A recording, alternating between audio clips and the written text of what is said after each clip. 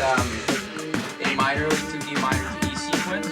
It's going to be one instrument at a time, so we're really not going to have a lot of... Hi, my name is Nick Londoño, also known as nicknamed by some of my peers. I'm an audio engineer, which in the world of film could mean that you're doing anything from sound design to audio editing, audio mixing, location recording, Foley, music production. There's a lot of categories within the whole sound department, which when it's an indie film is often the department of one, which means you kind of do all of that work. Okay, so I'm gonna take you through some of the process of creating the sound for the day the element knocked. There's different stages to it. You will have first a sound spotting meeting, which is when you decide how you're gonna approach it, what kind of sounds you're gonna use, where you're gonna use them. We wanted to treat it almost like it was a music video. Everything got shot silent. It's silent film coming out of the location shooting. And then it was up to me and also Lawrence Correa, who wrote the score, to kind of bring it to life and add all these textures and make it into this kind of rich experience beyond what you see. The story takes place in a memory, and memories are not precise. Memories can be cloudy and foggy, and sometimes you don't remember things clearly, and yet you remember other things a little too clearly, and they're a little bit exaggerated. So we wanted to bring that across. First, you would have your ambience. You have either the sound of trees and wind and birds in the back, or a firecracker from a fireplace. The ambience is important to get the sense of transition in between scenes. What we call Foley is the process of adding sounds to the basic actions that you see on the screen. For example, footsteps, or a door closing, or someone punching somebody else, just the basic stuff.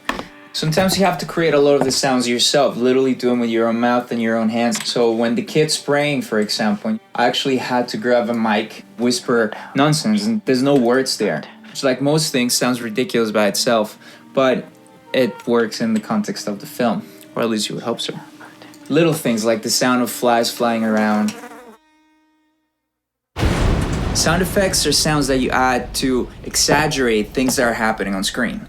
For example, the kid has a strong memory of his dad always smoking, so I wanted to enhance that. I used sound of burning paper to support the smoking scenes. I also added an extra sound of the smoke coming out of his mouth. There's also him doing work with an axe. And I just wanted that to really be a powerful sound. So it's a combination of sounds. There's a reverse sound building into it. The more realistic sound.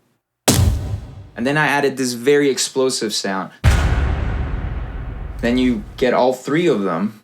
It sounds huge. Another sound effect that I wanted to use was a kid laughing every time they talk about his brother that passed away. Working on the score, Lawrence had a really beautiful starting place with some really nice violin melodies and some chords. I felt that the violin by itself was not going to be enough to really cover the scope of your stereo field. So the first thing I did was I played this pad sound. You can actually...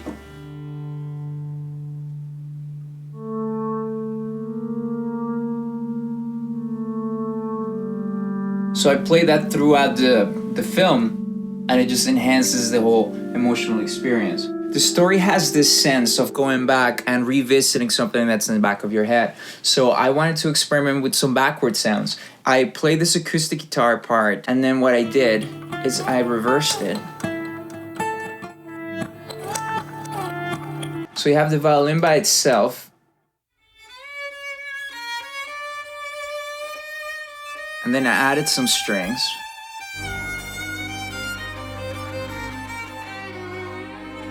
And then for this scene, I thought a piano doing a more rhythmic thing would be kind of cool, so you can hear the piano now. And then there's these extra strings that I wanted to program to just add kind of more rhythm. And together it just creates this very intense scene. Finally, you have your dialogue. In this case, everything's narration, courtesy of Carlo Rota, who's an amazing actor. We had one recording session with him, and it was great fun to work with him.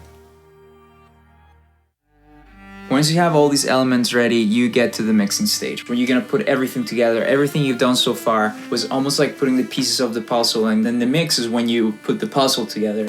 You have two speakers, you wanna take advantage of that. So for example, some of these reverse sounds are actually going back and forth. And then I'm gonna throw it towards the left slowly.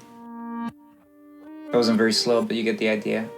All right, so to conclude, I'm gonna show you all the layers within one particular clip. First, we have the natural ambience.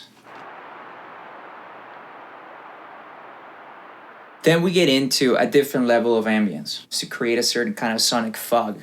We have this Asian symbol, this big echo sound, some backward sounds.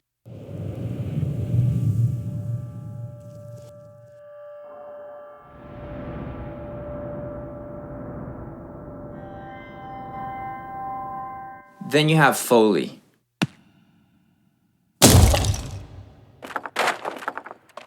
Then we have the sound effects.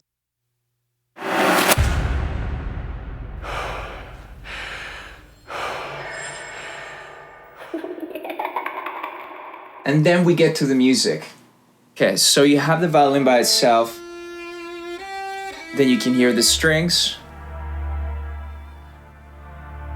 Then you have that reverse acoustic guitar and the pad sound.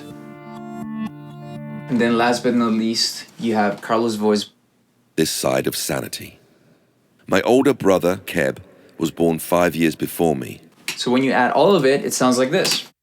This side of sanity. My older brother, Keb, was born 5 years before me, but died when I was 10, from what is still a heart-wrenching mystery.